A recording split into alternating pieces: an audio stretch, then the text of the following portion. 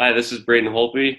Hey, this is Tanner the Bulldozer Bozer. Hi, this is Brian Burke from Toronto, Ontario. This is Daryl Sutter. Hello, everyone. I'm Carly Agro from Sportsnet Central. This is Jay Onright. This is Quick Dick coming to you from Tofnell, Saskatchewan. Hey, everybody. My name is Theo Fleury.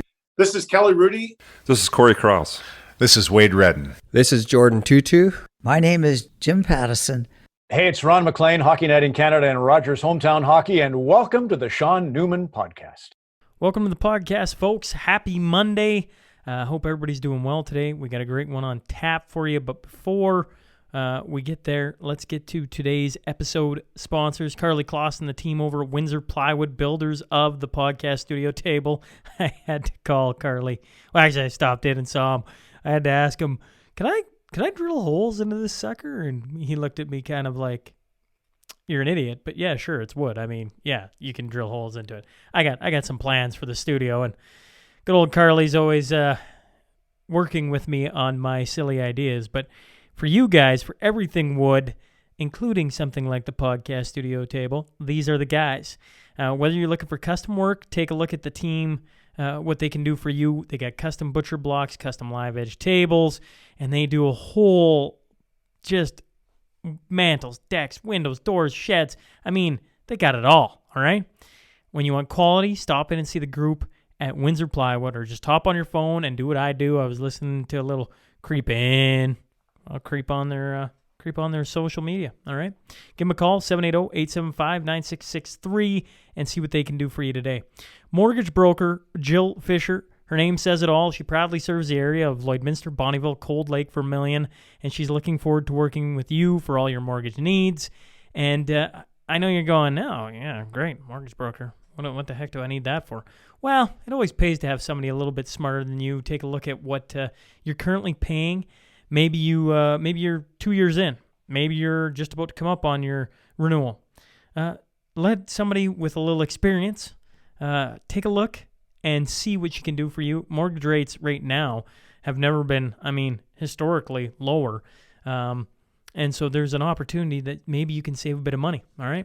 How about you give Jill Fisher a call, 780-872-2914, or visit her website, jfisher.ca.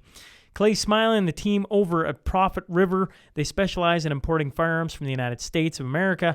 They pride themselves in making the process easy for all their customers. The team at Prophet River does all the appropriate paperwork on both sides of the border in order to legally get the firearm into Canada and into your hands. Also, they take care of registering the firearm and transferring to your PAL, or FAC before shipping them by mail, courier, or bus to wherever you are. Just go to ProfitRiver.com and check them out today. They are the major retailer of firearms, optics, accessories, serving all of Canada. T-Bar One Transport. Since 2002, for more than 19 years, the team at T-Bar has offered excellent service, putting the community first. They are located in both Lloydminster and now Bonnyville. They can cover all your heavy haul needs. They have a fleet of tank movers, 45-ton pickers, 1 tons, flat decks, 5 tons, 15 tons, Texas bed, winch truck, highway tractors, and they're hiring. The boys are looking for swampers, Class 1 drivers, picker operators. Whenever I bump into the fellas, they look kind of worn out, like they're working hard, and they could use some help. So if you're interested or looking for a job, give them a call, 780-205-1709. Or if you're looking for some heavy haul needs, give them a call, right? That's T-Bar 1, 780-205-1709. Jen Gilbert and the team for over 45 years, since 1976, the dedicated realtors of Coldwell Banker Cityside Realty have served Lloydminster and the surrounding area. They have star power, and providing their clients with 7-day-a-week access, service is a priority to them because they know big life decisions are not made during office hours. So give them a call. Coldwell Banker, Cityside Realty, for everything real estate, 24 hours a day, 7 days a week, 780-875-3343.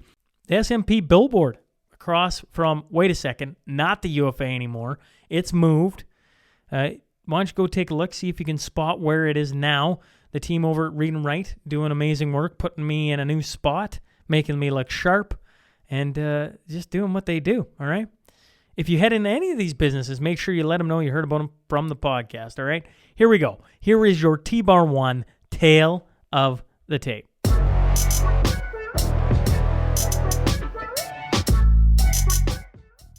Originally from Lloydminster, Alberta, he graduated from Lakeland College with a degree in environmental management. Along with his wife Morgan, they are entrepreneurs who started Green Island Farming in 2018. Since then, they have been on the cutting edge of building the best natural products for growing your plants. I'm talking about Curtis Clark. So buckle up. Here we go. This is Curtis Clark, and you're listening to the Sean Newman Podcast.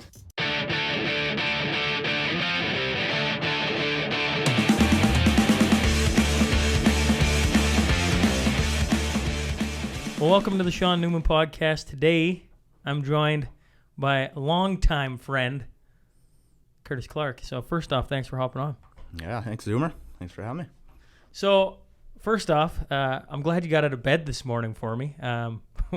We're doing this a little ass backwards, so to speak. We're in here awfully early. We're rubbing the cobwebs out of our eyes, but both of us are coffee lovers, so I mean, this to me is easy. I was getting up regardless. So to have you come sit and have a bullshit and have a little bit of fun, I'm excited for this. Yeah, you betcha. Yeah, I'm a morning person, so, and with 2 kids, 1 on the way, that's, yeah, nothing new there. How is the wife doing? Morgan's good. Yeah. Yeah. When's your third one coming? End of June. End of June. And did you find out yet? No. Surprise. Both of them were a surprise, so. We talked about it. I was good with finding out on this one. Just to be able to clear clutter, pure clutter at the house. And she said no. So we wait. But it's exciting. I don't know. Both of them were, pretty, I don't know. It's a cool, I don't know, surprise. So. Yeah, I haven't taught you anything. 3 kids is a lot. Oh no, I've been listening. So. Yeah, pretty soon they outnumber you. I was telling somebody the story the other day. So Casey is what now? Like a year and a half-ish. Anyways, doesn't matter. He can open up doors now, right? So he can like literally, so if you don't lock the front door, you'll catch him trying to go out the front door, which is unnerving. And as a good parent, then you're supposed to lock the door at all times. Well, we didn't lock the garage door one day, and Mel and I are sitting there talking in the kitchen, and all of a sudden we're like, where's Casey? So, of course, frantic panic. We're running around the house, open up the garage door, and the garage door is actually open. So It's open in the street. Yep. So now you can imagine the panic goes from cool 3 to a 12. Mm-hmm. Go running out there. You know, like, is he playing in the street? Oh, my God, we're horrendous parents. And there he is sitting doing hot laps around the car thinking he's having the grandest time. So 3, it's just like you can never keep tabs on all of them. But, I mean, at least out on your guys' place, they can run into the field and you don't have to worry about traffic, so to speak. We can spot them. Yeah. Now, you're in town for the weekend, and obviously what I wanted to get you on to talk about is I've been harassing you about this for... It's got to be a couple of years now, Curtis, is exactly what your hat says, Green Island Farming. Yeah. And I thought maybe we could just start with what is Green Island Farming, or who is Green Island Farming, and kind of give a little background on what you've got going on. Yeah. So Morgan and I started Green Island Farming kind of 2018, decided we could make some composts with high quality ingredients, byproducts from our local producers, local farmers down in Bow Island is where we're based. So that's where Morgan's originally from. Family farm. We live out there now. Built our forever home out there, and we just decided see if we could do something with our land. So my background is in soil sciences and land reclamation. So is Morgan's, and she's got a bit of a farming background as well. And we kind of experimented for a couple of years, making product, tweaking, and then ended up getting here, I guess, with a product that's ready to launch, and still always tweaking, I guess. Now, the reason I say I've been picking on you for a couple of years is because you've been working at this for, we were talking just before we started this, like, it takes a long time to become successful. It takes a lot of work behind the scenes that nobody ever sees. And lots of times that's years. We're not talking like a month or two. We're talking years. And for Green Island farming, like I just go back to the days of you testing out hops and different things. You've always been trying to find that thing. What was it that about what you're doing now, the composting that, I don't know, like break it down for me a little bit, because when I first saw, and I'm going to put up some pictures on when this gets released on social media so people can see what I'm talking about. But there's this picture you sent me once upon a time, and if I do justice to the story, please, or if I don't do justice, please correct me. But essentially, there's two plants. They're the identical plant. One has this compost tea that you guys make, watered with it once, and then the other one, just plain water, and then you leave it for 30 days. And the story I tell people is, then you show the picture, so when they start to when they end, and the one with the compost tea 30 days later looks like it's a fake plant. Like it's so green and like it's crazy to look at. Whereas the other plant looks like it's dying, a slow death, actually a fast death. And so I looked at that and I'm like, holy man, why isn't Curtis just like just fast tracking this so that in 2 months he is doing this full time, and that's what he's doing, because you have a product that I looked at one picture and I'm like, wow, this is brilliant. Like this is an easy sell to anyone who ever sees this, because you can visually see it, and that's one picture. Yeah, I guess trial and error for a couple things. Wanting to make sure what we're putting out is as top quality as it can be. And I think it's a little bit in my nature too, just to not to hold back, but I think just to make sure everything is exactly how I'd want it. So some people probably would have launched it within 2 months and said, we're going gangbusters and that's it. For me, it was just a little bit of a wanting to get it near perfect, and perfect's a bad word probably, because we're always going to improve on it, I think. But yeah, and trialing it. So I've spent over a year and had other growers and stuff try it just to get their experience, response, and wanted to make sure we're not just selling something that looks good, right? Needs to work, and it does. So the story that you were explaining there were peace lily plants, but we've done it for many house plants, seedlings, you name it, we've tried it. Morgan would probably be happy when the trials are done. Our basement's filled with plants, but that's part of the deal until we have some more space, right? The basement is the workshop, so is the grow up. Yeah, and so that plant in particular, watered it for about 3 months, kind of routine watering. I didn't baby anything. I didn't put it through like a research trial. I did it how a normal person would water their plants.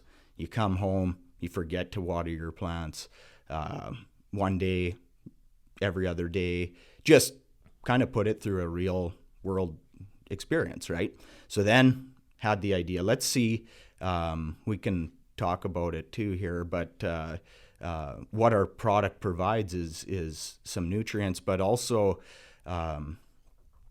provides I guess supports the microbes in your plant's soils, boosts that. Our product has microbes in it just naturally occurring, but really high quality, high numbers of them. And that's where you also see the difference in the plant after 30 days of watering. So basically, we stopped watering and just thought, let's put it through a stress test, right? Put it through that test. And the one that didn't have what I would compare as like a natural environment of watering with our compost tea, where it's getting nutrients, it's getting microbes, it's basically living as it would more or less in its natural state, versus just watering and little blips of fertilizer. After 30 days, you've seen it. The one was wilted just about to death. Kind of felt bad for the plant, but our plant just seemed to thrive. And it's not that it didn't start to wilt, but it wasn't until about day 40 that it really started to go down. So And at that time, I recovered the other plant just to, I guess, save my $25 or whatever. Yeah, and we recovered it too. So that plant that you seen that looked like shit, started watering it with our teak, came back. I think I sent you the photo, got it to flower. It's perfectly fine. Seems to be happy in the basement again. And here we are. So Growing up, did you ever think you were going to be a plant whisperer? yeah. No. I mean that in the best way, but I mean, No, that's no offense taken. Yeah. I know you got your background in well, list off your title again. Yeah. Degree, sorry. What I took in schooling. Yeah. So I have a conservation reclamation background. Thank you. Then, so you've dealt with plants and the environment Yeah. for a good majority of your career, but I don't know. Did you ever see yourself having a basement full of plants and being like, no, I wonder. not a plant guy. Well, how did you? Yeah. How does this come? Soils. I enjoy to kind of step back, land reclamation in what I do in the oil field.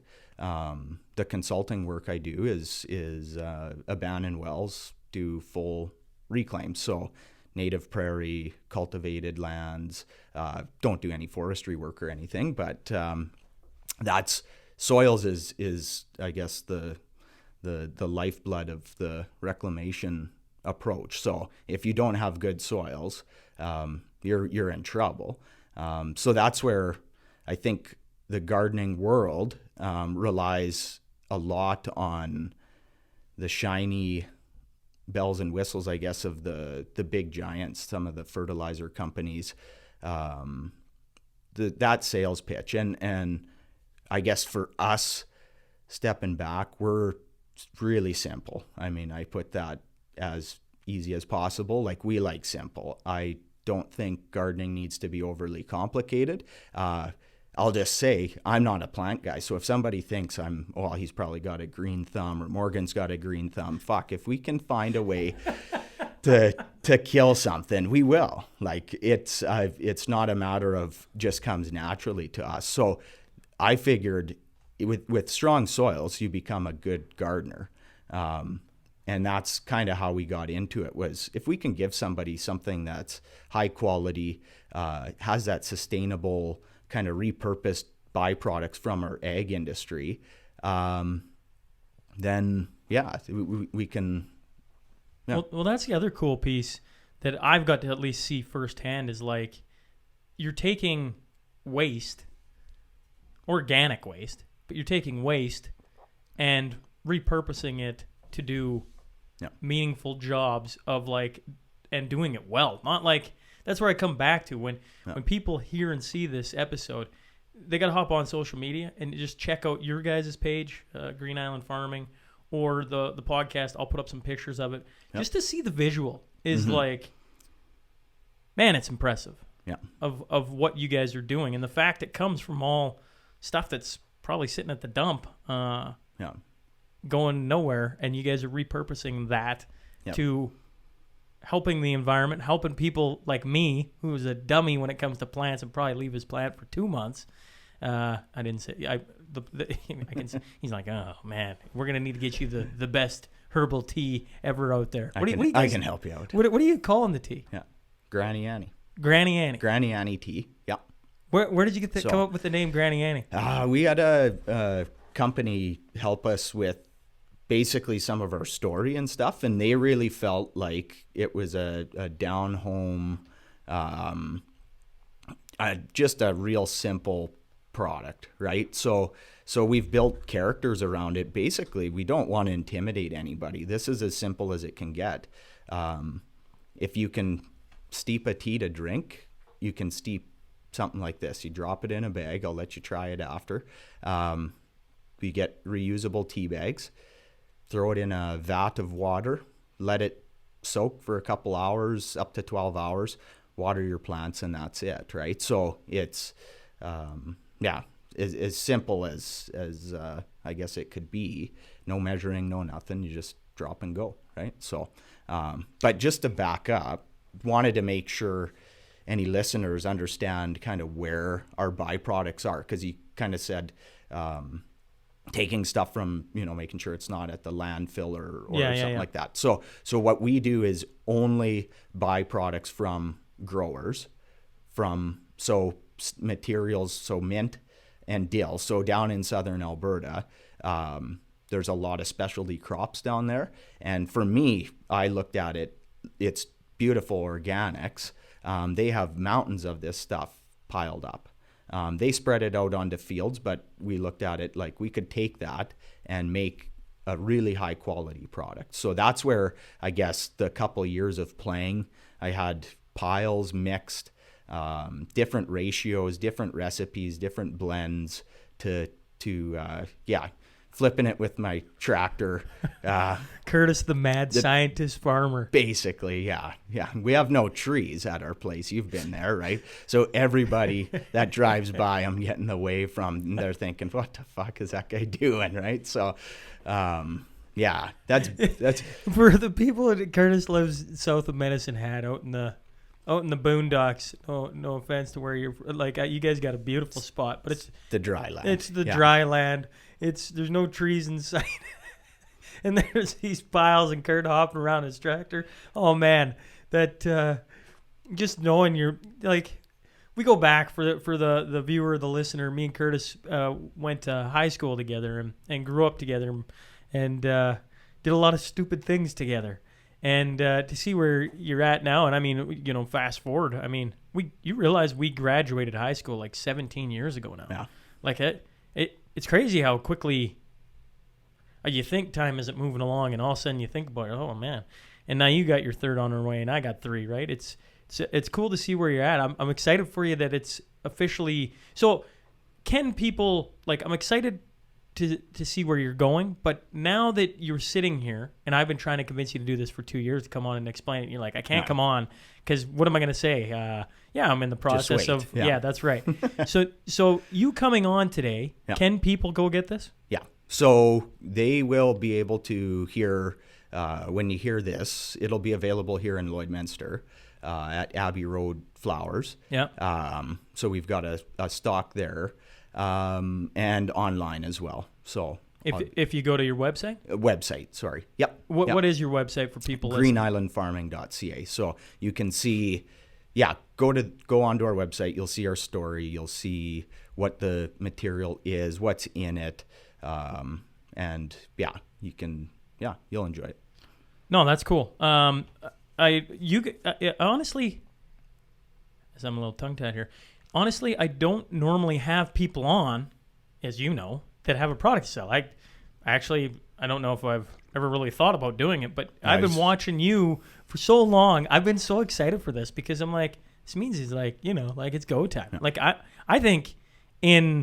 personally think in a year's time, folks, Curtis Clark won't have the time for the Sean Newman podcast. He'll be so busy slinging his Granny Annie that, be flipping piles on my tractor. Yeah, Sean, you want to come have an interview? Sure, but you got to come flip 3 piles before we can do it. That's exactly right. Put you to work, yeah. Now, another cool thing about what from watching what you guys are doing is your approach to business, and maybe you could talk a little bit about what you're trying to do with the community and giving back and some cool things like that. Yeah, so I guess when we started the company, we've always been attracted to companies that give back, local, large companies, you name it. And as we see that, that was one thing that caught our attention. We thought, okay, well, we've got a great product, but we want to be something more than that. So we decided, we'll try and give back to our community where we can. No doubt about it. We're a small, tiny little company, right? But I think that can grow. And people like that, as small as something might be, if we can expand it. So what we started with was, if anyone goes onto our website or social media there, they'll see what Project Wildflower is. So again, back to kind of our background in land reclamation, I don't think it's a surprise to anybody to look around in the world and realize, shit, we're losing out on a lot of biodiversity, right? Some people might like with a lot of the cropping and just the way the world is, right? So we just figured we can help share the story of some of the importance of biodiversity. So Project Wildflower, for every box you buy, we're just going to donate on your behalf, plant wildflowers. So native wildflowers specifically, and with the intention that it will help just show a bit of exposure to the importance or help gain a bit of traction to the importance of biodiversity, right? So that's from... Well, I gotta stop there. I am a Neanderthal. Biodiversity. Give me a little bit of background here. So that's like the habitat for your pollinators, the birds, the bees, the bugs kind of thing. So as we have kind of sprawl and just the way farming practices have moved, a lot of habitat loss, we just need to support the natural world. We got to work with the natural world, not really against it, right? And I think people are starting to realize that now. You don't need to go and have an entire, field side of just wildflowers. It can be small bits here and there. And that's what our Project Wildflower is about. So we're teaming up with our community in Bow Island to plant wildflowers in different areas of town. But really, at the end of the day, the goal would be, if we can expand and gain some traction, is to share that. So we're not the only ones doing it. Other people can, and teachings too, right? If people realize, oh shit, so you mean I can plant a few native wildflowers, and then that has the bonus of they're low maintenance for one, and two, you attract some interesting bugs. I just see our kids, they're super interested in that as soon as we explain something to them. So they get it. It's fun to get them engaged. So I guess at the end of the day, our goal would be, we can plant some of this stuff, but we're wanting to share that more than anything, right? So that's part of the story. Yeah. No, that's interesting. That's part of what I'm trying to do with the podcast is I'm personally trying to like better myself and hopefully better the audience, learn some things, right? Have a open mind and hear some things when different people come on. And it's easy when it's you because the history we have, it's, there's history.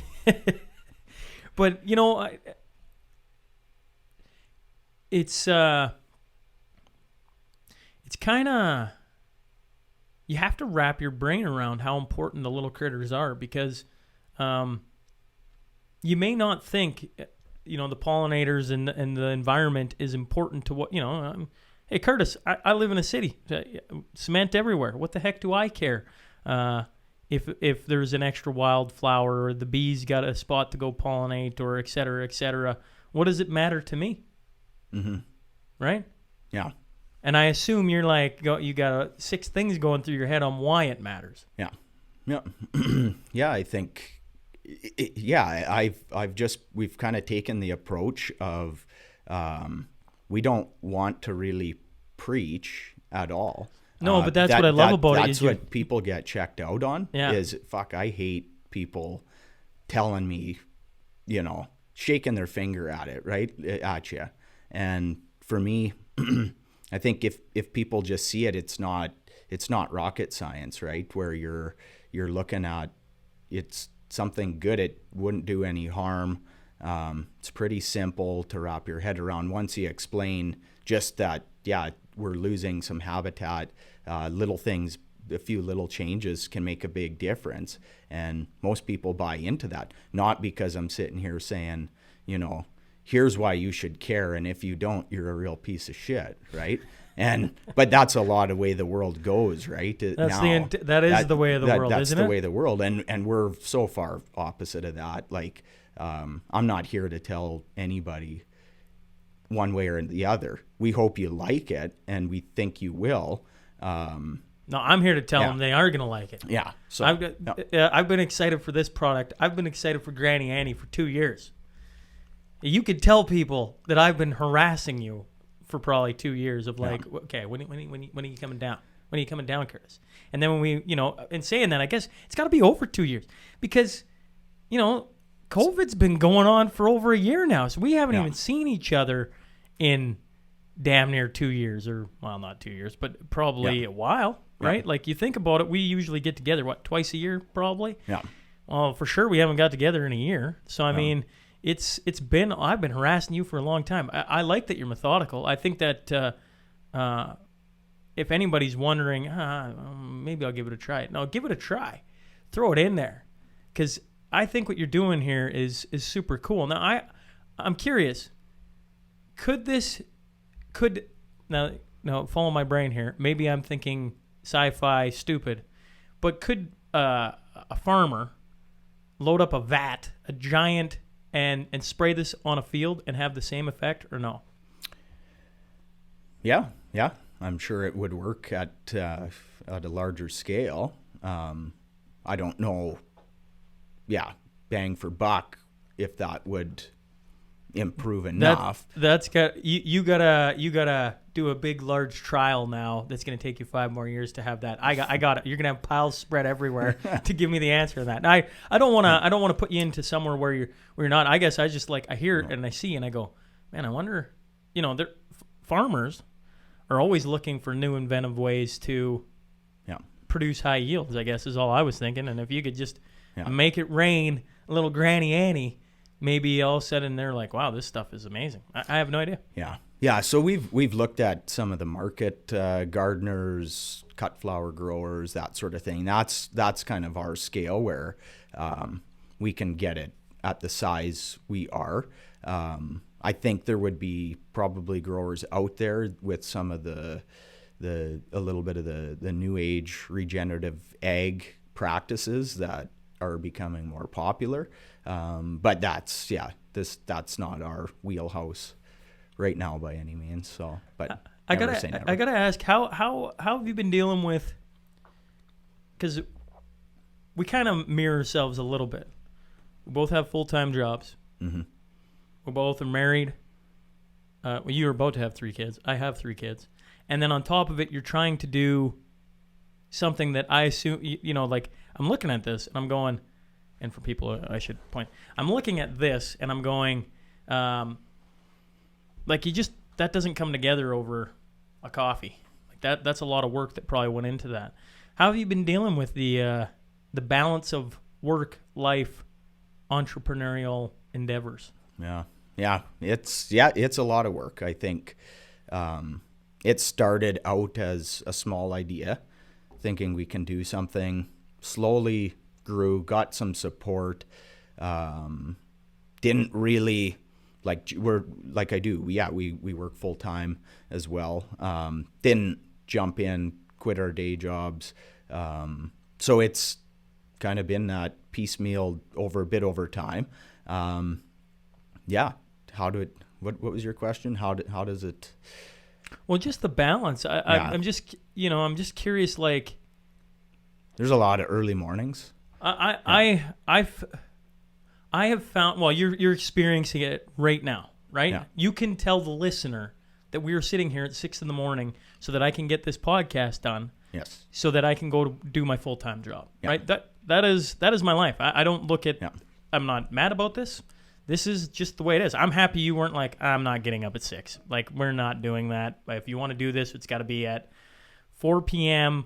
on a Tuesday with a coffee in hand or whatever. Because there are people like that, certainly. I just don't get to, I personally, to push this, don't get to live like that. I have to do it when the hours are there. Yeah, you make it. Yeah. I was just curious on your experiences on that similar journey because, like, what do you call it? I call it the bullet. What is the big machine that the silver, I don't know, bullet that you got sitting on your farm? What is that? That's a compost turner.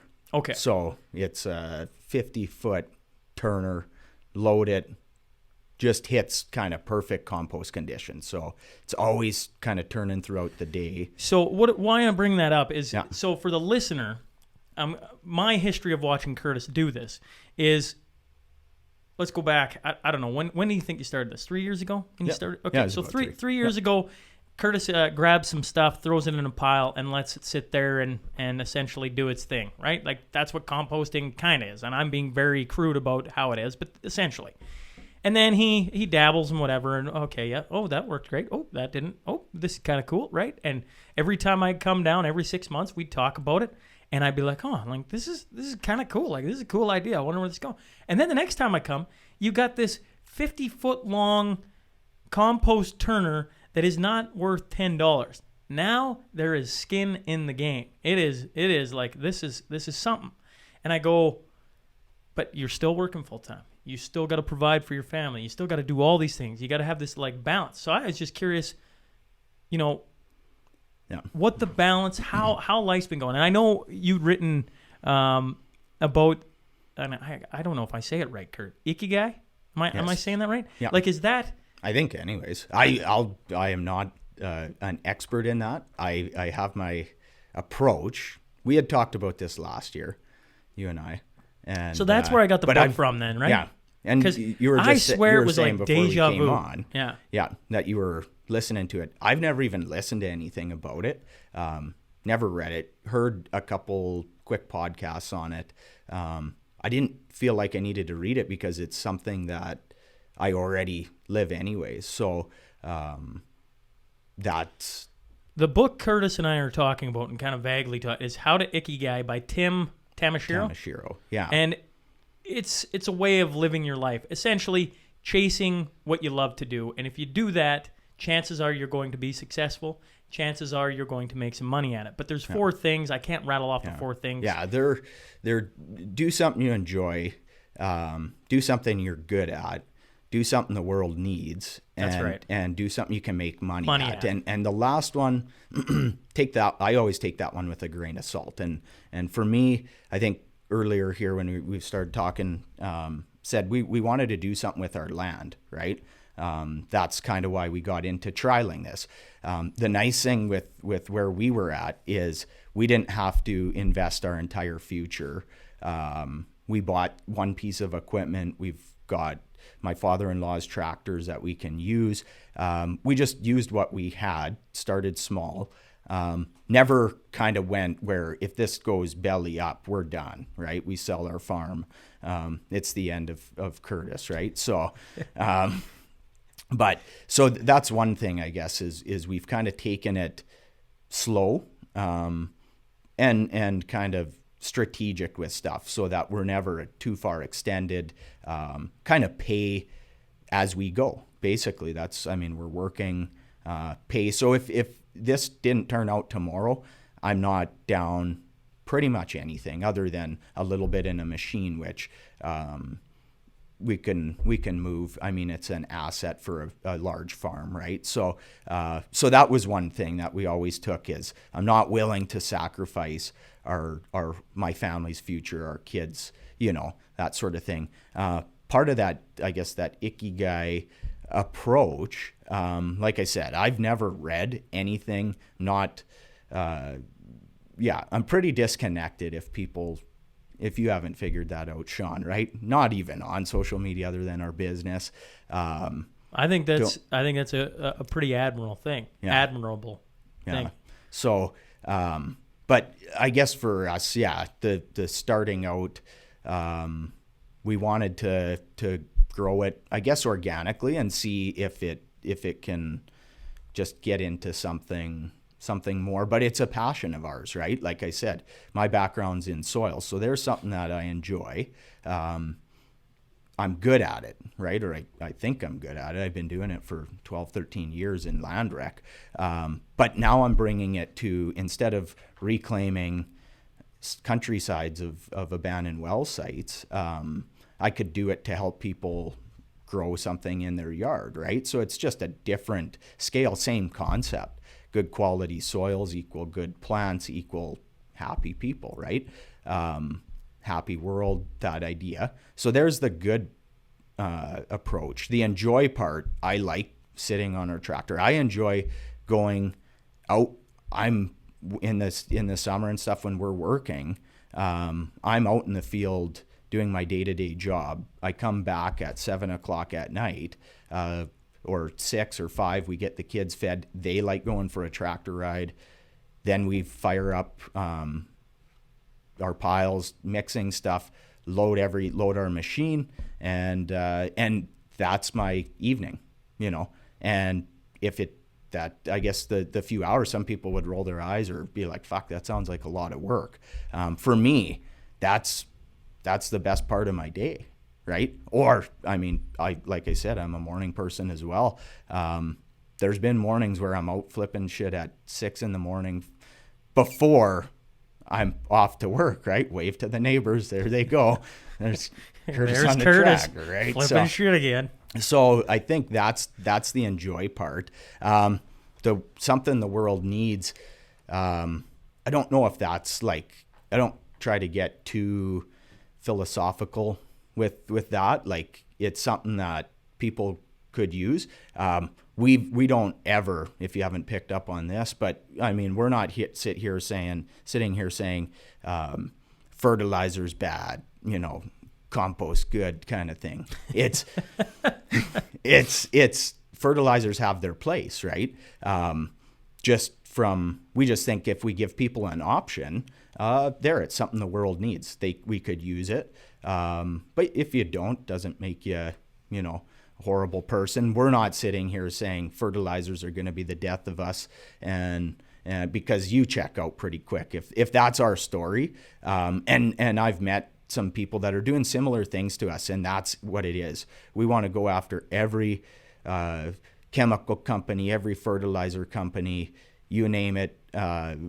That's their story, right? They're targeting them in order to bring down the empire, and that doesn't get me engaged. So there's kind of something the world needs. So it's hey, pick up a cool box. It's plastic free.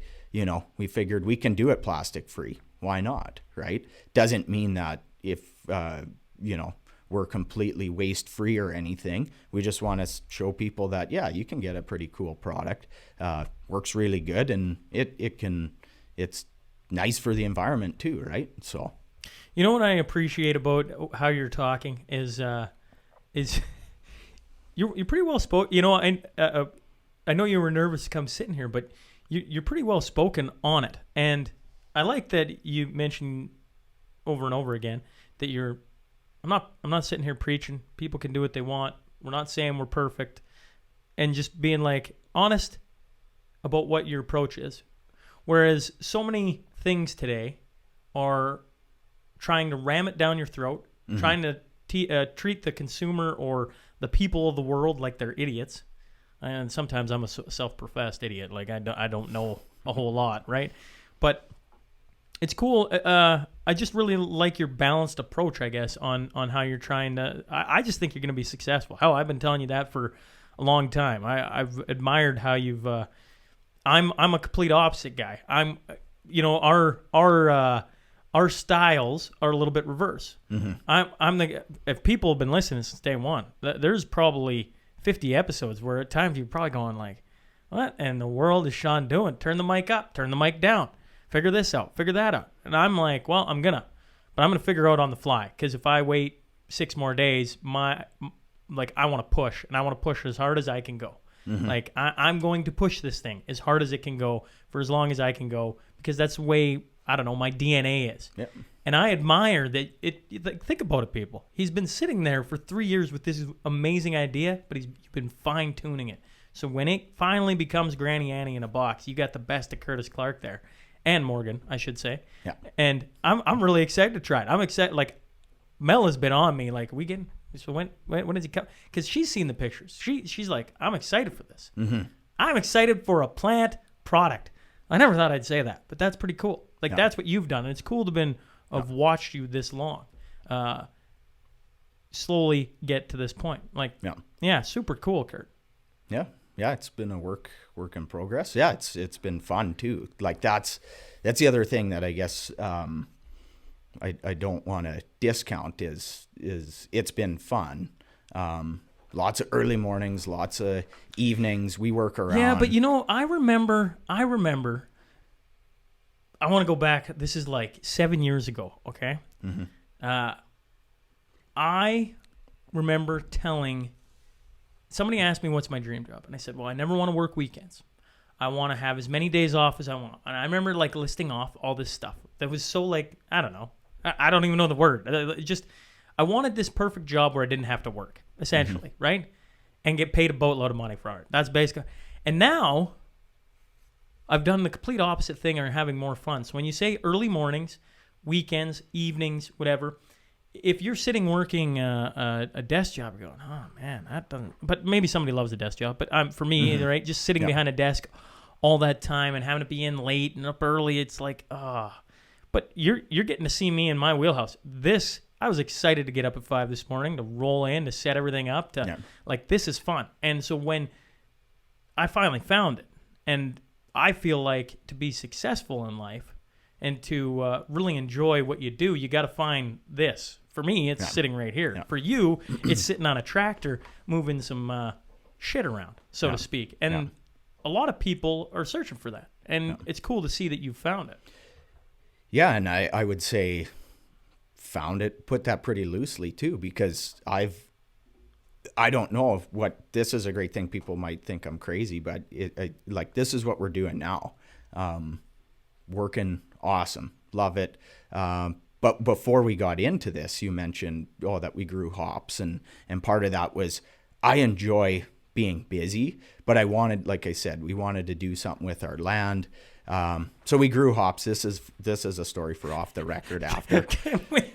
So maybe the best story in the world. Yeah. So short story is we grew hops. They grew really well. We thought we had some water access because if you search Bow Island, it is essentially feels like the desert. Morgan's gonna hate me for saying that, but we ran into a water issue with a neighbor, and we'll just end it there. Didn't work out for the fact that hops need a lot of water, and can you give the visual picture of you chopping down the? Yeah, I guess I don't know. You can, yeah. Curt has all these like. Just imagine putting all your time into something, and then at the end it not coming to fruition and taking an axe to a pole and just losing your. So we put up telephone poles to trial hops, right? And they worked really good until I found out we didn't have water. I was watering from our dugout with just a tank, right? And so that is sustainable for the 20-some varieties we were growing.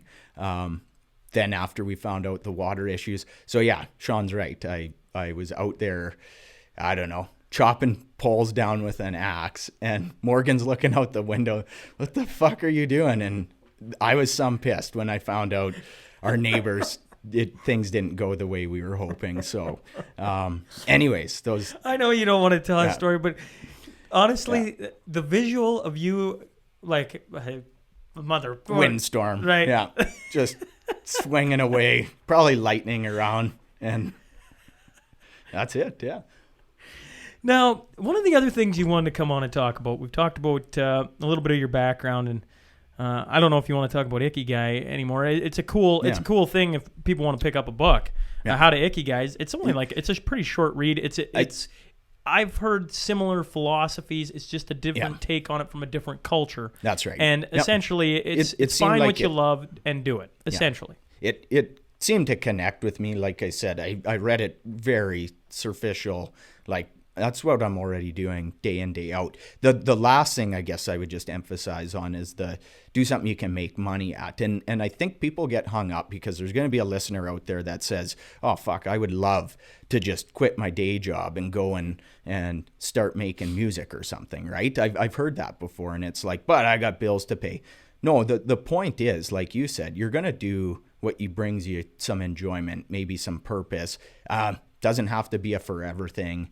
I think people need to invest in themselves for that, whether you make money in it or not. And I think the important thing would be, I'll give an example. So I'll use the music one, right? So somebody says, yeah, I enjoy making music. I'm good at it. I think the world could use it. And then, but how do you make money at it? Well, I can't start a band and blah, blah, blah. Well, no, what about and I don't know if it's a Tim Tamashiro or what exactly. I had heard about it, or the idea was like maybe you could teach music lessons. Are you going to get rich? No, but I think you would get a lot of enjoyment. Could it go somewhere else? Potentially. If it doesn't, are you down? No, you're not. So I think if people get hung up on that'd be great, but I got to go pay the bills. I mean, we haven't made hardly a dime on our business. And at the end of the day, I would be sitting as an old man probably in our front porch swing saying, yeah, I don't regret that for 1 second, right? Obviously not betting the entire farm on it, but I'll never lose sleep over it. Hopefully we make money on it, or can pay us something. That would be a bonus for sure. But I think if people look at that and get hung up on that, you're missing the point, right? And so much of the world, I guess, it's the need to get rich maybe idea. I don't know. I'm not on the social media. We define success by our bank account. Yeah. That is a big push. What you will get hung up. Listen, both of us are in a similar spot. My quote on the wall is whatever time you have. I can't see past the light. Can you read it, please? Whatever time you have, attack like you are trying to save the world. Yeah. Now, out of context, you may get that, but it's Joe Rogan. As everybody knows here, I really enjoy the Joe Rogan podcast. Now, he has an episode like 948 or somewhere around there where he's interviewing an author, a lady, and she asks if people can get out of like essentially the rat race of like being in a job they don't like doing, blah, blah, blah. Essentially, I love doing music. It's like, okay, we'll start, right? And she goes, well, can you ever, like if you were a guy who works and has bills to pay and kids to feed and a wife and everything going on, can you go after what you want? And Joe Rogan had this lovely little 2-minute spiel about, well, it'd be tough. And I don't know if I could do it now where I'm at in life if I had to start from scratch. For most people, if they can figure out at 20 what they want to do and go after it, that's the best time because you don't have, the bills to pay. Like you can go wherever you want because in theory you shouldn't be tied down by, and I don't mean a woman ties you down for us to, or a man if you're a girl. I just mean like the responsibilities change as time goes on, as you get older. But like, you're right. People get hung up on, well, I want to do music, but there's no money there. Well, when I started this, and let me be very clear, there isn't a whole lot of money in podcasting, but it's now become a hobby that pays, which is kind of cool. So I'm not sinking my own money into it, which is really cool. Yeah. And what you're talking about with finding something that makes you light up, that's healthy. Like, it's really healthy. Yeah. And what'll change in your mind is, at least for me it did, is, at one point in life, I wanted to be done work at 4 o'clock, 2 o'clock, noon. It doesn't matter the time. And I didn't want to have to think about it until the next day. And I wanted Friday to go off to the weekend, and I was living for the weekend. And now I'm like, wow, man, I can't believe I thought like that once upon a time, because here I am, 6 in the morning on a Monday, hammering this out. And I say hammering lightly because I really enjoy whether this goes another 10 minutes or another hour.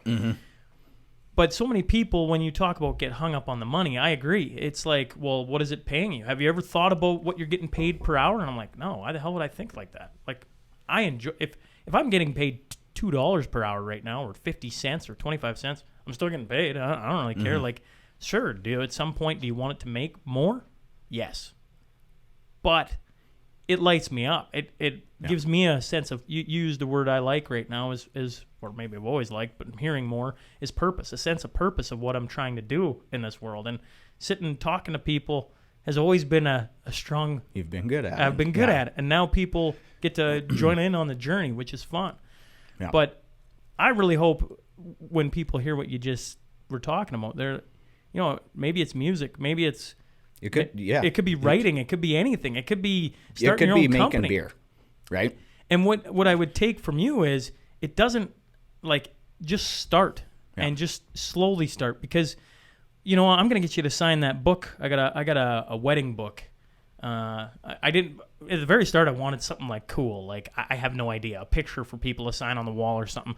Finally, I just ran out of ideas and bought a wedding book. And if I'm ever having a down day, I just flip back through it and look at how far I've come. Right? And all that was by grabbing a mic and starting. And so for you, it could, or for anyone, it could be a paintbrush, it could be anything. Yeah. For you, it was just starting. It was literally I've got putting a pictures compost pile.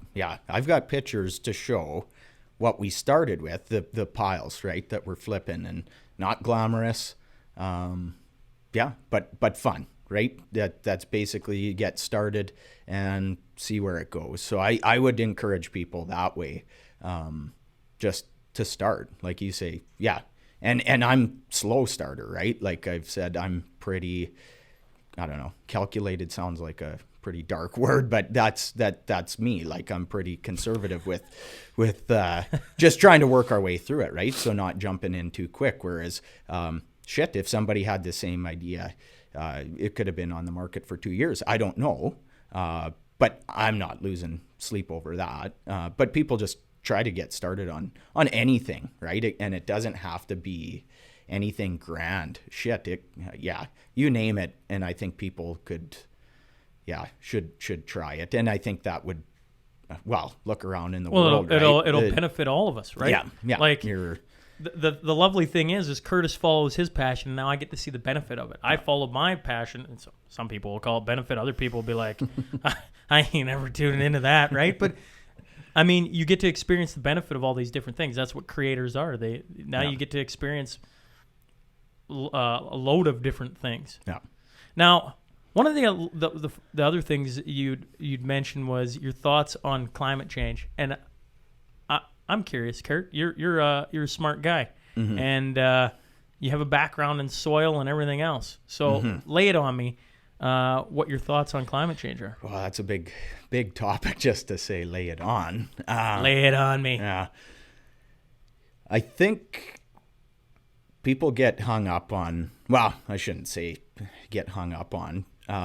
You'll be surprised if I were to tell you, I don't know if I buy in 100%. People would say, he's an environmental person. I've worked in the oil field. I've worked with guys that have flat out said, you're tree hugger, you're environmental, you have to believe in that.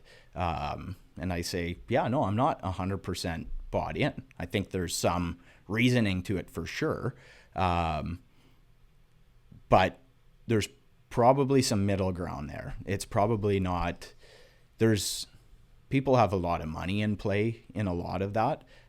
The truth is probably somewhere in the middle. My dad always says, follow the money and you'll understand where people's, I guess, allegiances lie. That's right. Yeah. So for me, I mean, I'm not connected on any kind of platform.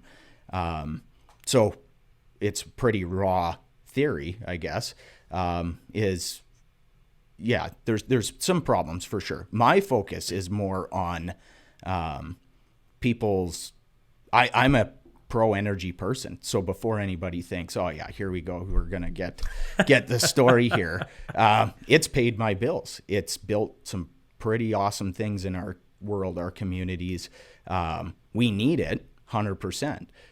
What I do get hung up on is where people say, I'm not only pro, energy from Western Canada, but I'm also not, the green energy is not as amazing, but there's pros to it. And your conventional energies are not as bad as they make as everyone makes it seem. I think it's somewhere in the middle, right? What I would, I guess I look at it like I'm not.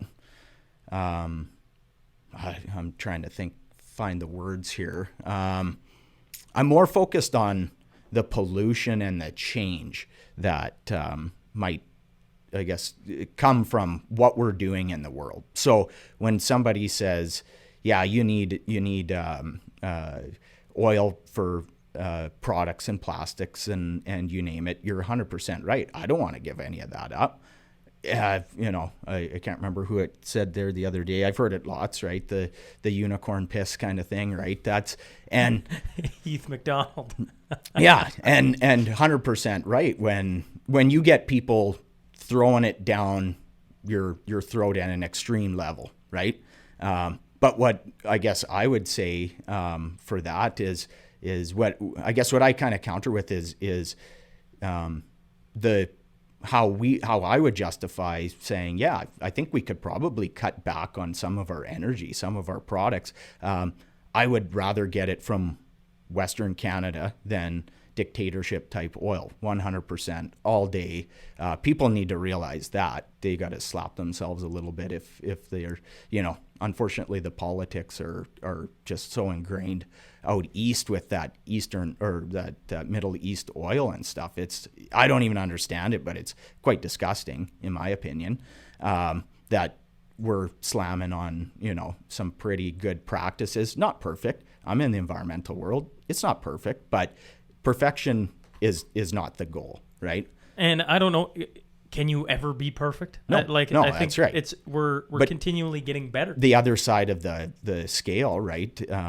People that are pro green, they want perfection, and they know that's look no further than their own energy sources. That stuff ain't perfect, right? Like we all know that. Yeah, but they don't want to admit that. So I guess for me, what comes down to is the consumption, people's consumption. And so how I would argue, yeah, we don't need as much oil in the world. Oh yeah, you still got to drive. I got a truck. I got tractors, right? I know what the shit runs on. I know how to maintain them. But the egregious overconsumption of products, I think, is what I fall back on when I say, yeah, we probably don't need as much oil. Well, what do you mean? Look around your house. Look at all the Chinese made garbage, essentially, right? So we've tried to adopt, I guess, a little bit of a minimalist approach to our own home and stuff. And that's not saying we don't still buy stuff that, you know, comes from overseas. Have we reduced it? 100%. Like, we are basically trying to be, I guess, mindful of everything we buy. Do we need it? Do we not? Does it, one, save money in our pockets? Absolutely. Two, I'm not a clutter guy. I think I said that right off the hop. I'm pretty excited for, decluttering one day. But I think that's where maybe the world gets, we all want to point the finger, but nobody wants to cut back. And so if you could cut back on just some of that shit,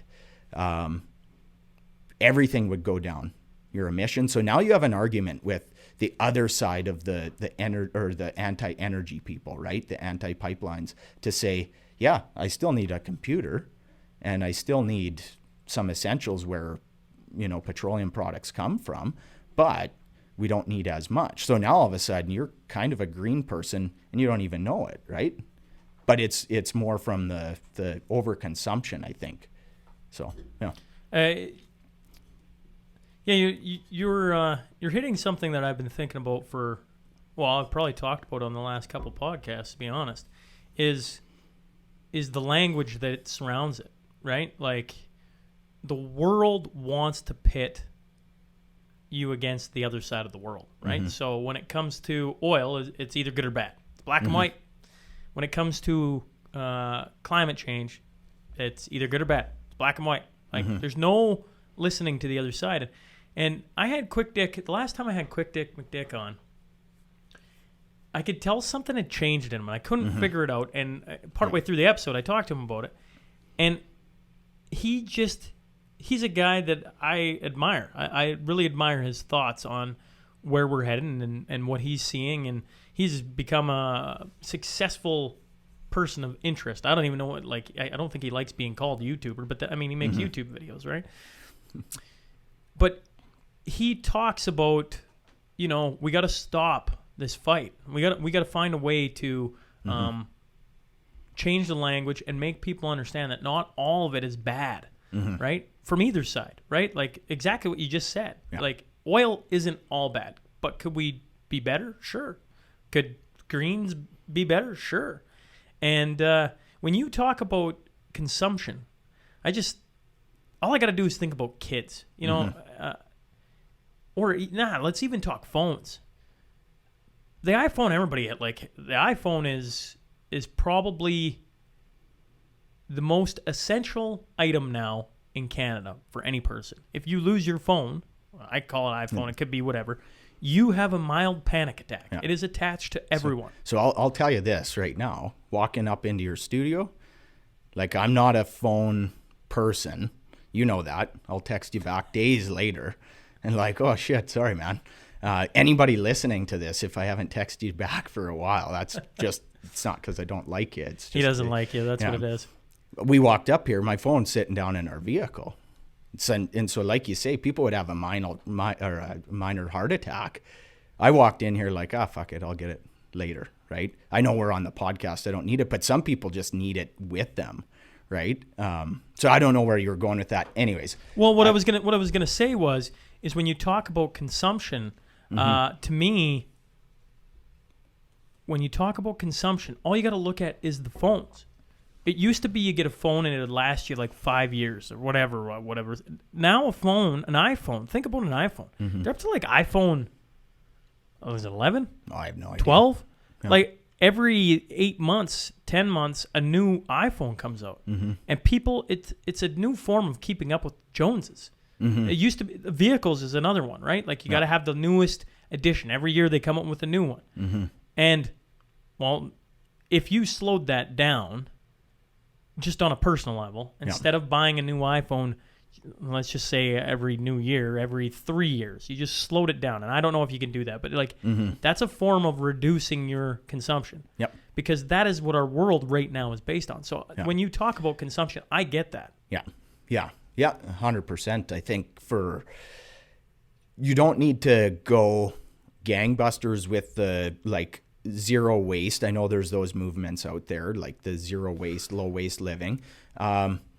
Sure. I mean, if it works for some people, great. I'm not one way or the other. What I would say is probably across the board, everyone could cut back, I don't know, look around, right? Probably 30%. If you took 30% of the shit we made in the world and reduced it, well, they're always talking about greenhouse gas emissions. And if everyone had 30% less, you'd probably be happier, for one, right? Would equal more money for yourself and less stuff, right? I think that's stuff doesn't fill, your I guess the happiness tank in a sense. So if you did 30% less, which I don't think is out of the question, I think that would have a big change, right? So we've tried that. I haven't tracked it. I feel like we're consuming quite a bit less, and just part of it was pandemic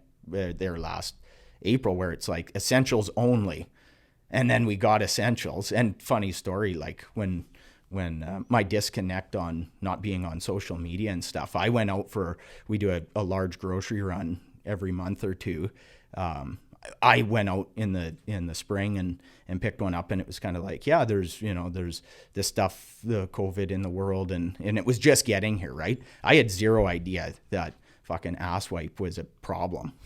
So I'm at the grocery store, and like there's no toilet paper. So like I called Morgan or texted her, like, what do you want me to do? She's like, you can't find it anywhere. Like, why? What's going on? Like, why is this a thing, right? So anyways, apparently overconsumption of ass wipe is it was a real thing. I mean, that one. But yeah, just in general, I think if you had that 10% less, okay, sure. And then I think you would find a little bit more. And before you know it, and so, yeah, I think part of the pandemic probably corrected people a little bit. Maybe it was a cash flow thing or security or whatever, but I would hope that would be a good start anyways. It was for us. So, and we were doing it before that, just my nature, right, is trying to clear. So I think you raise another valid point there, is whether we're talking I don't know why my brain goes right to diets. When I hear you say it doesn't, you don't have to it doesn't have to be like from 100 to 0. Mm-hmm. You're talking about a pragmatic, like a realistic approach to like, man, just reduce a little bit. Mm-hmm. That's all. That's all it is. You don't have to completely flip your entire lifestyle and everything you do to The do extreme. better. Right. Yeah. You just got to look at yourself and go, you know what? We can do a little better. That's that. And if everybody did that, then immediately the impacts would be felt. Mm-hmm. Yeah, that's right. Yeah. So I think, yeah, that's a big, well, I shouldn't say big, that's a small change that someone could make. And all of a sudden you get to be part of the green conversation, because you can say, yeah, I'm reducing my consumption, right? What are you doing? You're waving a flag around for windmills. That doesn't do anything. Not if you go out to IKEA and load up on a bunch of garbage, just because, it's that I guess you would actually be able to sit at the table now, but you could tell people, yeah, and I work on pipelines. I work in the oil field. I work in the energy industry, but here's what I'm doing. What are you doing? Right? Instead of always just going to I hope you biked here. Yeah, that's funny. I get it. But I mean, it just, that's on the extreme side of things again, right? So now we're just butting heads. But if you went to somebody and said, here's what I did, here's what I'm doing, I'm reducing, they might look at you like, oh, fuck. Okay, well, actually he is doing something, making a bit of a change, and still wants to consume oil. Wow.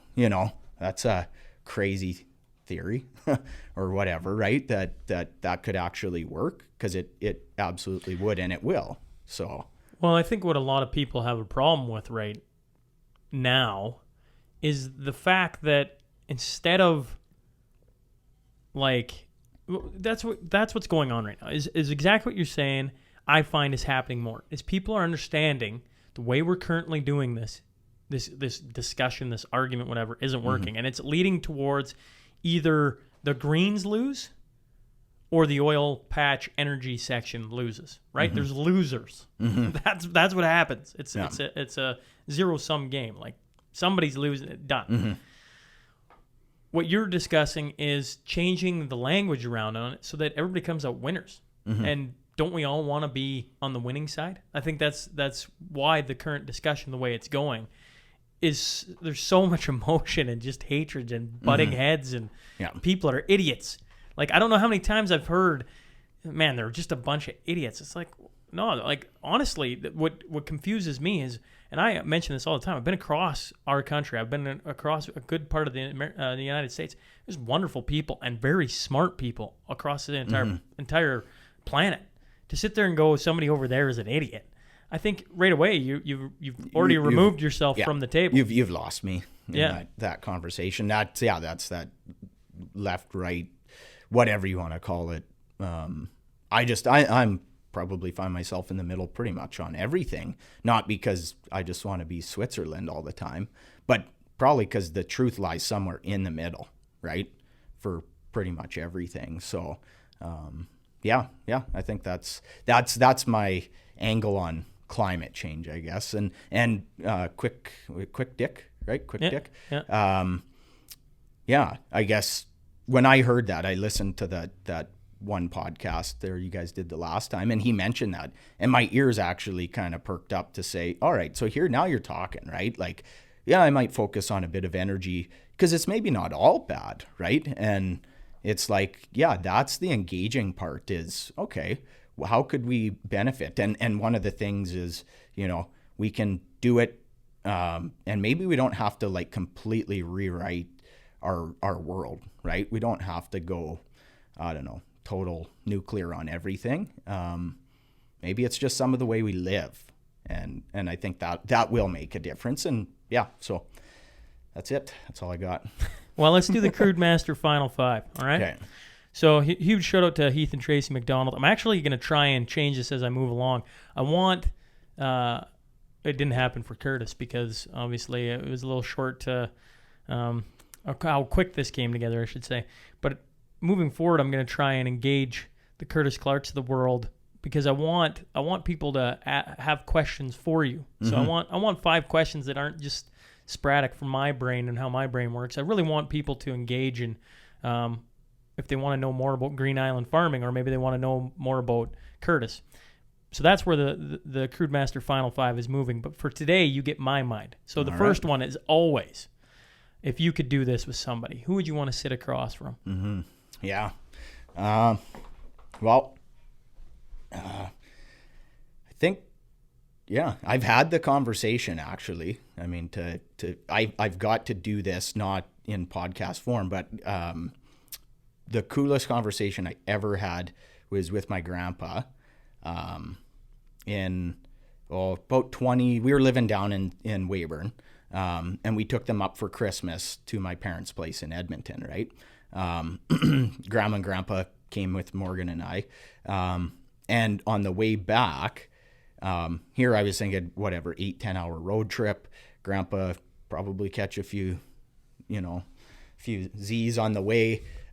We talked just about the whole trip. Unfortunately, it was like overload in my mind from his childhood right to, it was like an 8-hour podcast of just nothing but pure gold on our family and stuff. So I remember you saying a few years ago, wanted to try and get maybe interviewing some families, get some history. And I'm like, I really wish I had that. They've both passed away since then, or in the last couple of years. But I had that conversation. I can't remember all of it, like I said, but we touched on everything from him saying grew up on a farm in Manitoba. He remembers putting a pig into their car trunk to get it into town to sell it. They had to make the train because his dad called and said, you gotta get a pig sold. Even from him saying, and I really enjoy your archives. I've told you that before. I've listened to lots of the archives, less of some of the other ones, just from an interest point. I like the throwbacks, but those conversations, I had that exact conversation with my grandpa, and from him being a kid. When now I always think about it and I joke, they won't let kids use microwaves in schools. That he fucking actually said that they used to have their bus, I guess, on skis. They took their horses in, and he had to stoke the fire. And they're like 6, 7, 8 years They're old. old kids. Yep. Yeah. And so that's where we've come. That's where we've come, right? We've just canceled Dr. Seuss So and Mr. Potato Head, and that's where we're at right now. Yeah. Like we're going, man, we're going down this weird path where it don't make Aunt Jemima. Well, me and Quick Dick, and Quick Dick has changed my, I always try and understand the other side. I've joked about this a couple times that people call me, I'm the liberal guy, which I guess is slander now in our world. But I'm just a guy who likes to hear the opposite side. So I was actually, I guess Aunt Jemima, I kind of get, and Quick Dick has enforced it now on me, because it just makes so much sense now that why not teach and instead of preach, teach. Right? So make everything a teaching moment to understand where we've come from and why things are changing, instead of just getting rid of it so people don't understand. Yeah. Right? Yeah. That's a really probably bad way to have bad things happen again, because we don't learn from our lessons. So I have a perfect, I won't get too deep into that. I'll kind of stick to the question. But so our son, Morgan, was at the grocery store with them the other day. They were shopping. Aunt Jemima no longer on the containers, right, or whatever. He's 4 years old, and he said, where did she go? Why did they take her off? And the thing that worried me, and it'll be for us to make sure he understands, that it's not, what worries me is that he would think she couldn't be on there maybe because of her skin color, because he's 4 years old, right? And for us, we got to make sure that, we can't tell him the history of everything at his age right now. But he liked seeing her on there for the fact that he thought it was super cool. So why not turn that into an empowering product? If you need to change the name, I don't understand all the history behind it, but maybe find a way to grow that her face and her name or whatever to be, I guess, better, right? To say, yeah, it wasn't great in the past, but here's what we're doing now, and it's promising, it's uplifting, it's, I don't know. And because, when Morgan came and she's like, it was weird because I didn't know what to say to him. That like, anyways, I'll leave it at that. No, but it's a good thing. And that happened 5 days ago. That 100%. So to me, that's a slippery slope because now we're what's going on, right? Makes me a little nervous even just to say, geez, I don't know if I can share this, I don't know if I can share it properly. I want to make sure that he understands. It's not a conversation for when he's 4, but he liked seeing her. He thought it was cool. And that is what's cool to me, right? So, but anyways, that's the way, I guess, kind of back to the original question. Well, no, I once again, I there's a reason why I've been wanting to get you on for so long. I appreciate the way your brain works. I'm laughing at myself because I don't know how it happened, Curt. I'm always curious about how life works and how I surrounded myself with really interesting people who have unique ways their brains work. Mm-hmm. Shout out to Colby, man, because me and him get into these long things, and I probably said this to him like 1,000 times over the last decade. Man, you're smarter than I thought you were, right? And I'm sure he looks at me like, yeah, and you need to get off your high horse and thinking you're so smart, right?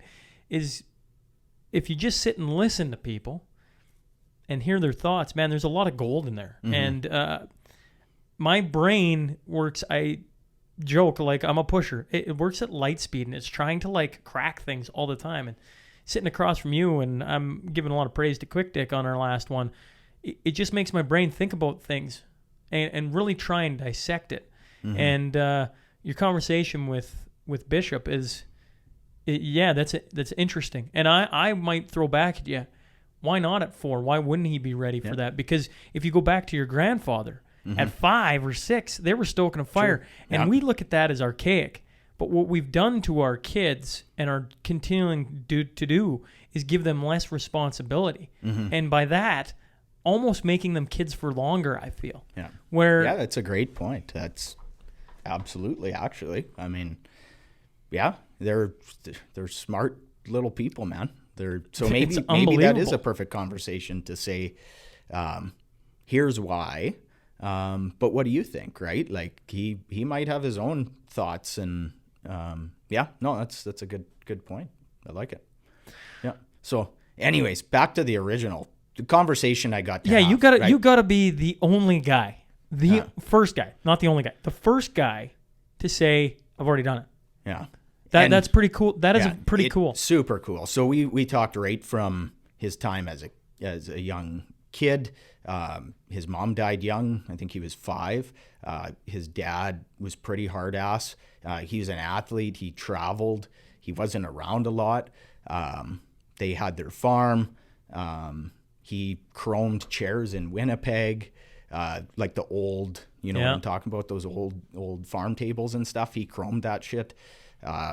It was a really cool conversation, right to him training for the war. He didn't go to the war, but he was in training south of Saskatoon. We drove by the place. That's how we got talking about it. I can't remember the name.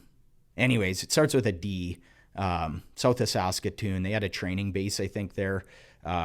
Told me what he was training for a heavy armament, I don't know, shooting big, I don't know.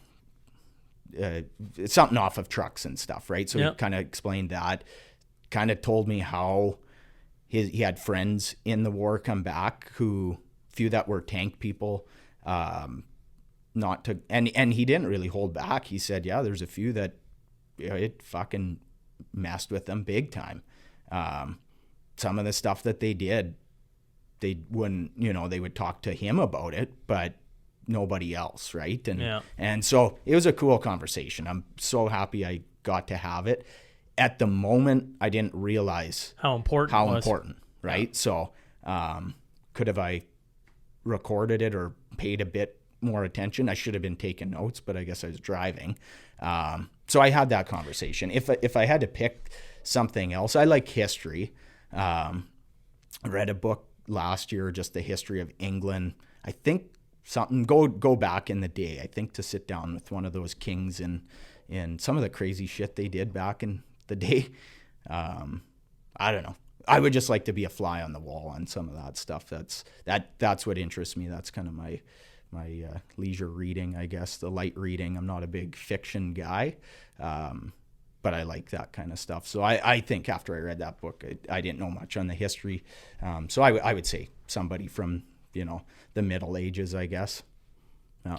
No, it's once again, I to anyone listening or to everyone listening, if you've got that person in your life that you want to sit and have, I always talk about Graham and Newman, and I just, it won't haunt me for the rest of the time, but I will think about it for the rest of the time that I really wish I could have got her recorded, just to have her recorded. Yeah. And what's cool about the archive experience is I get to do that for other people and explore someone's life over and over and over again and get to pull out all these like little and that's a ton of fun. Like it's so much fun to go back and just hear about a person's life. It's for me, it's kind of like looking into the future by going into the past, if that makes sense, right? You can see the evolution of a person's life where they go through the stages and they reflect on it, because we're both 35, right, or about to be, and now you get to see what I've got to talk to a 98-year-old. I'm searching for the 100, and I know they're sitting there in Lloyd even. Just need to find a person willing to sit down and chat about 100 years. I mean, that's a long flipping time, and they've seen things. And I always say about the 98-year-old, he remembers the time of no money. Like, and what did we just talk about? We're a society that bases success on how much money you make. Yeah. I think,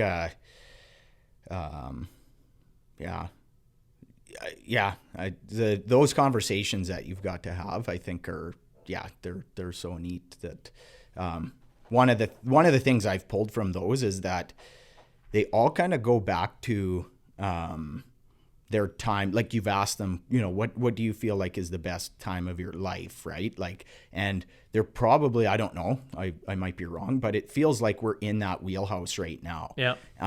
Young kids. And so I try to make sure, I try to stay in the moment, I guess, far from perfect with, running on very little sleep with young kids, long days, whatever. But at the end of the day, I'm like, okay, I want to be able to look back and know that I didn't, we were watching The Office. So our kids, if they're napping, I'll throw The Office on and more or less they're out, right? And it was one of the last episodes, and one of them on there kind of said, wouldn't it be good to know when you're in the good old days while you're in the good old days? And I'm like, fuck, that is almost bang on what I feel like your archives are people are talking about, right? So I flipped it and here, maybe this is the good old days, right? And so just to be live in the day, right? Or as Ray Ferraro says, be where your feet are. Yeah. So, anyways, that's it. So that's I had a thought in my head, and I'm listening to intently, I guess. Okay. Some deep. Well, this is the deep cut. Well, I just the picture over your left shoulder of when we won the Sask Elta.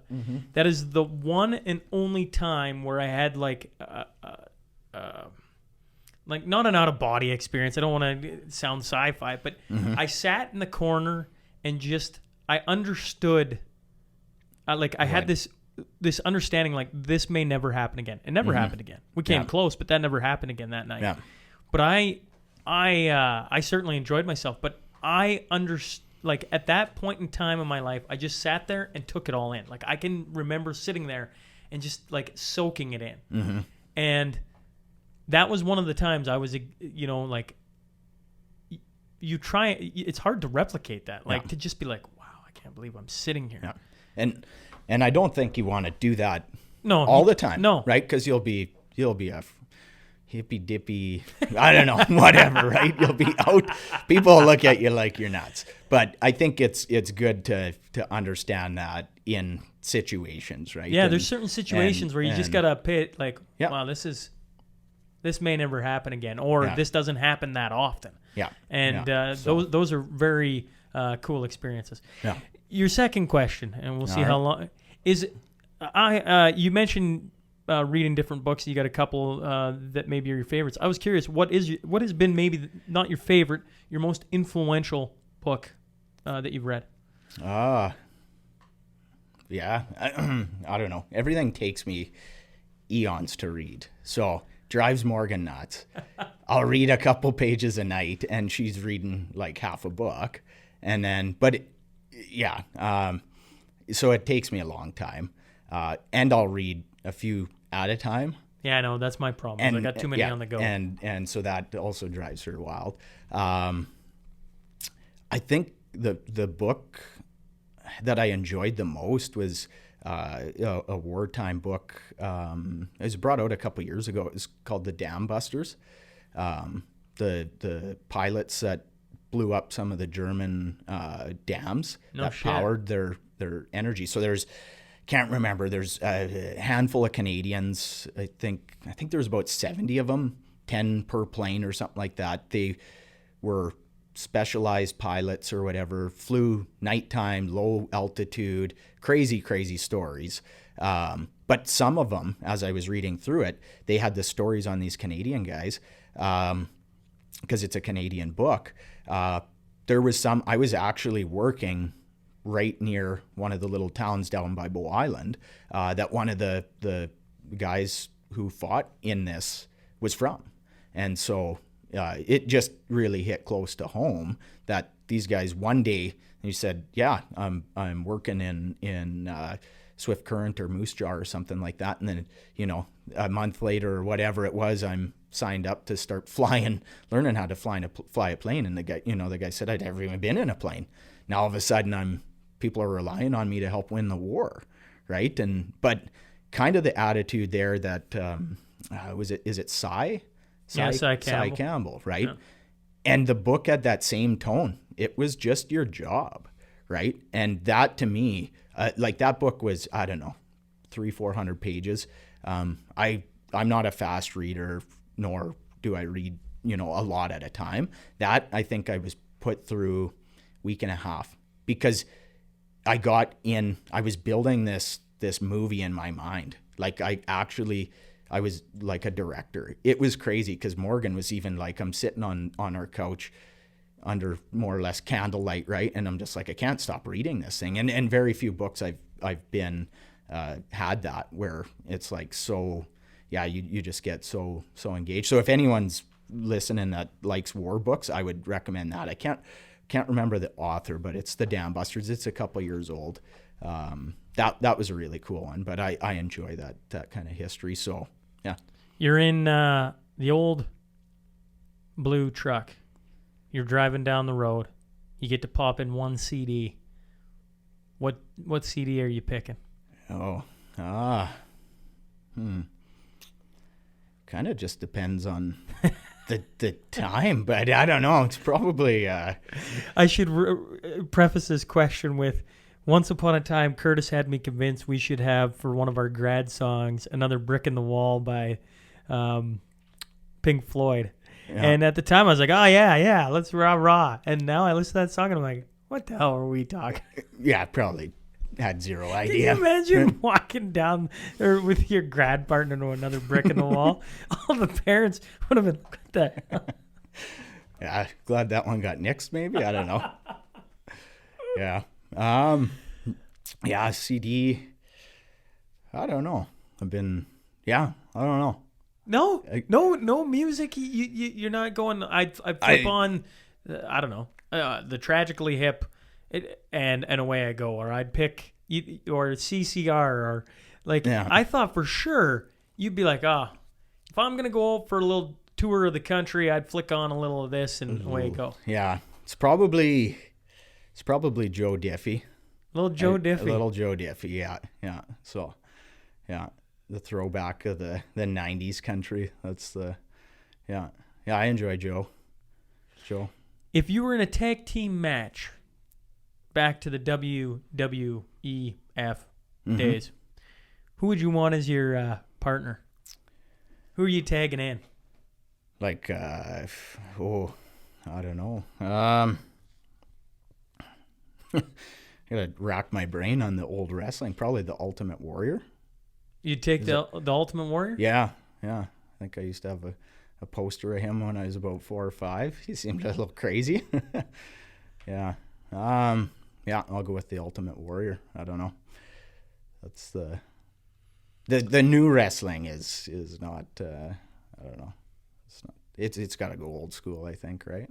I don't know. I don't watch the new. The last time I watched wrestling, I couldn't even tell you a wrestler other than he's the actor guy, not The Rock. That, but John Cena. John Cena, yeah, that'd be him. Yeah.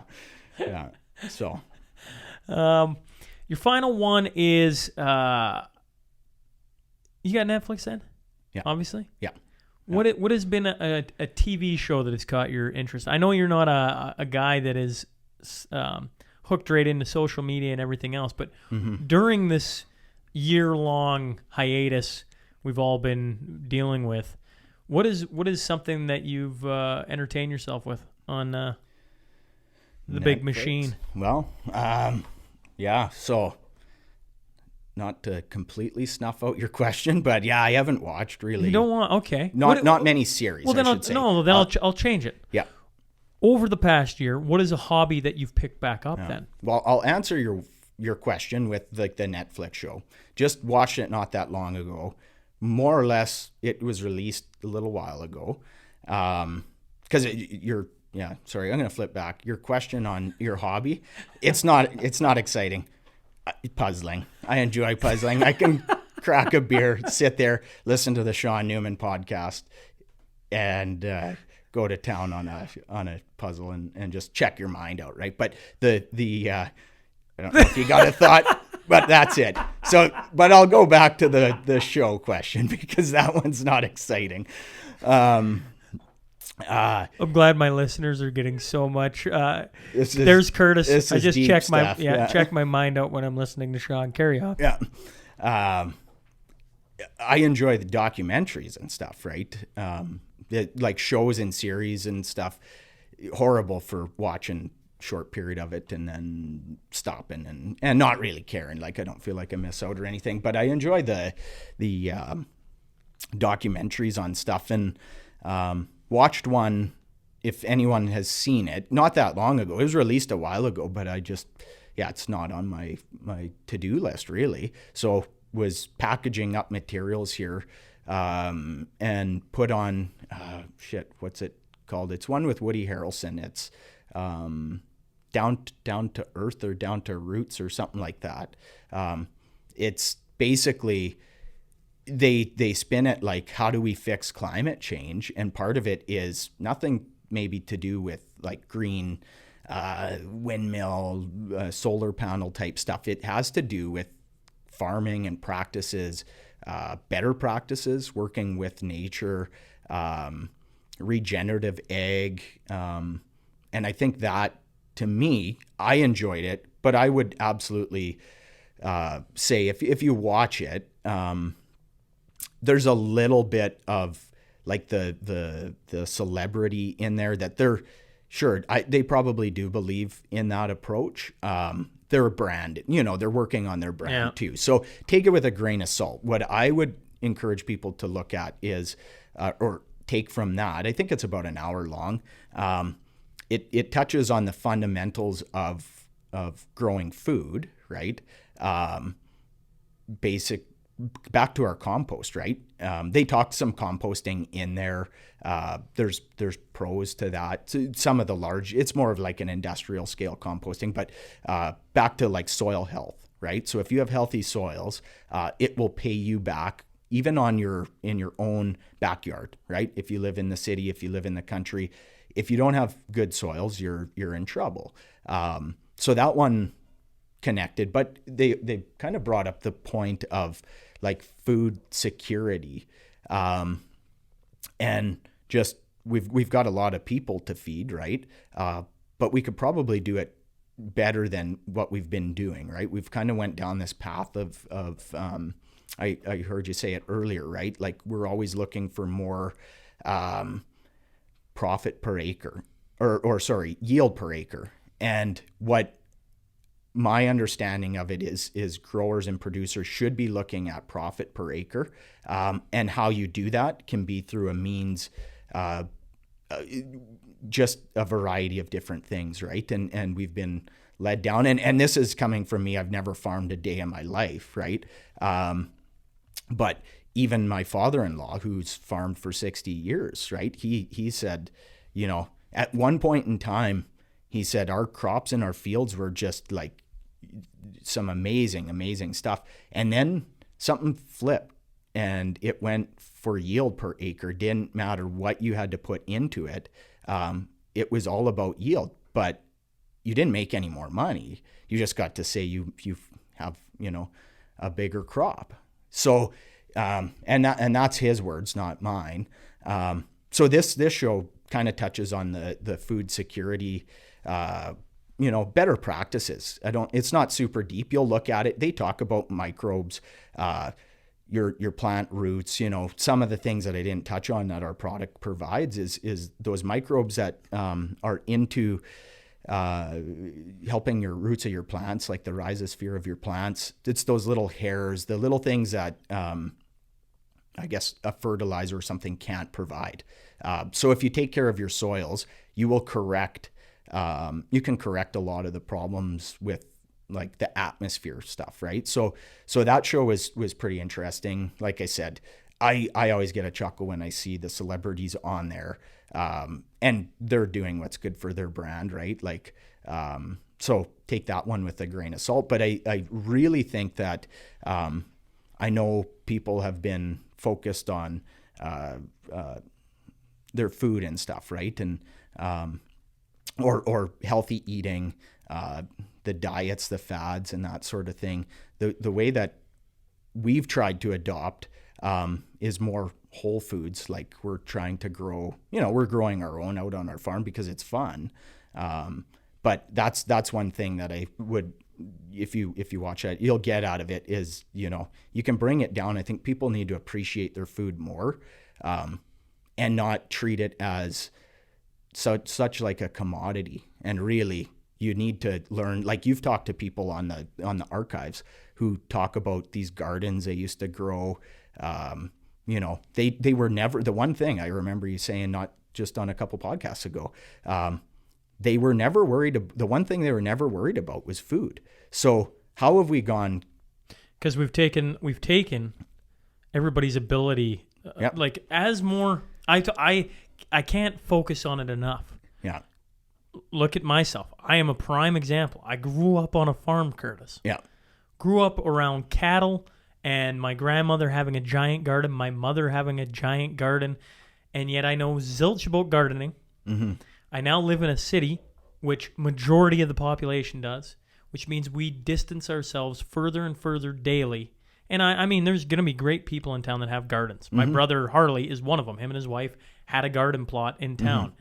And then now they've moved back out to the farm and are going to have a giant garden, right? Yeah. That is their makeup. But majority of us have distanced ourselves from the farm and growing a garden. That has happened over the last 100 years. Just over the last 100 years, the population has steadily moved to in-city, which means now you have to produce more. One person does. They have to figure that out to feed that population because they're living in a city instead of producing their own. Yeah. It's just been a change over time. But what happens is now this guy doesn't know how to do a garden.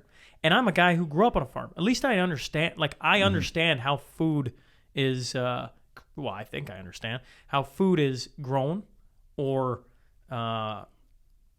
even cattle and chickens. And, like, I understand that side of things. I understand that, you know, that's how it's. But there's people in bigger cities that have never even, don't even understand the connection. And that's where we are. And that's That's a problem.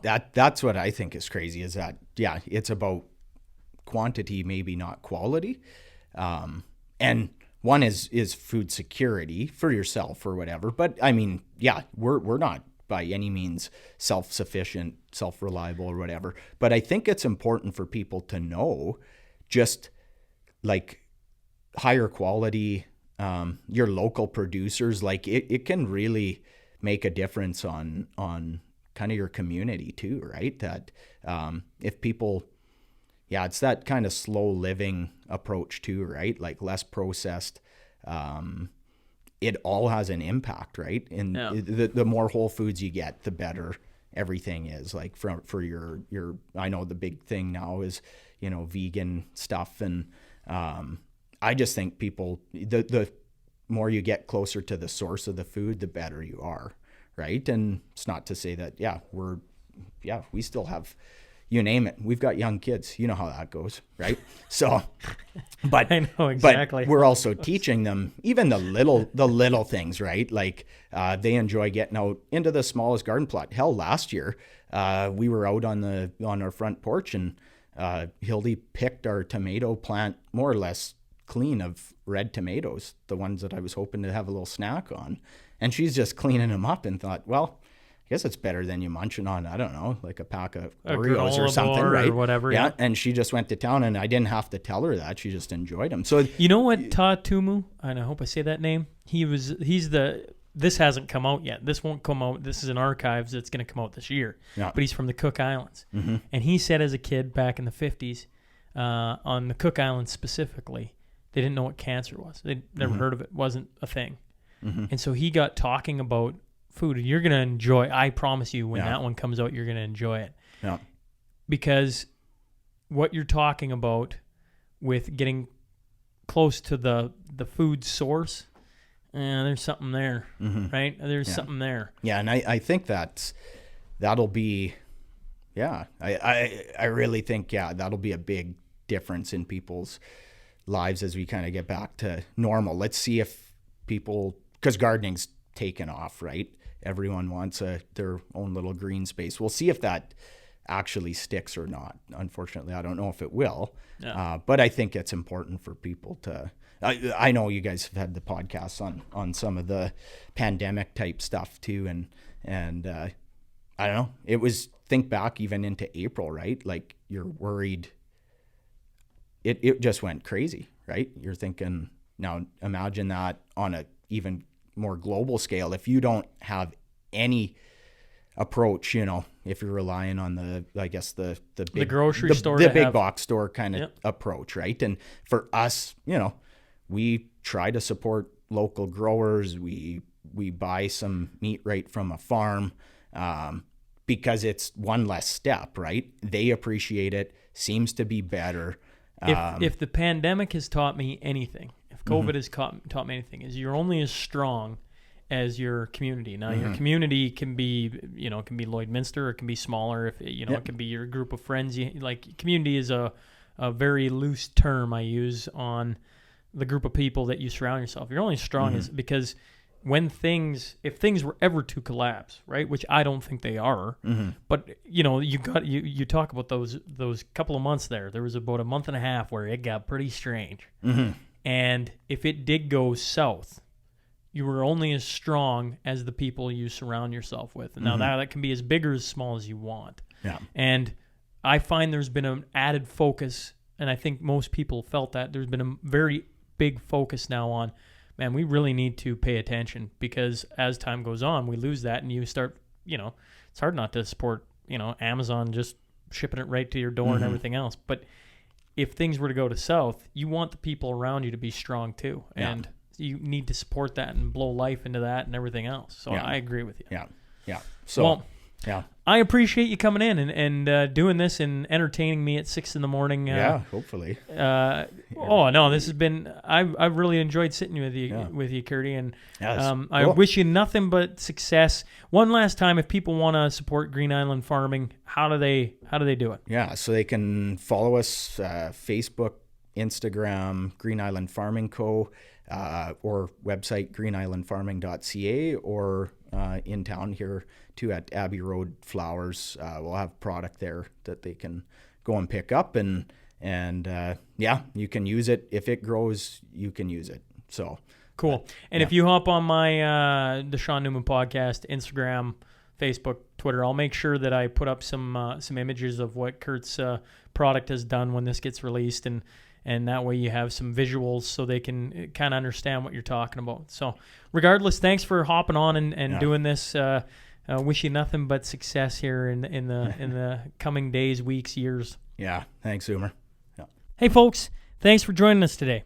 If you just stumbled on the show, please click subscribe. Then scroll to the bottom and rate and leave a review. I promise it helps. Remember, every Monday and Wednesday, we will have a new guest sitting down to share their story. The Sean Newman Podcast is available for free on Apple, Spotify, YouTube, and wherever else you get your podcast fix. Until next time. Hey, Keeners. I hope you enjoyed today's episode. If you're looking to support the podcast, why don't you head down to Factory Sports, pick up an SNP hoodie or hat. If not, no big deal. Other than that, champ, feet off the desk, please. Time to go to work. We'll see you guys Wednesday.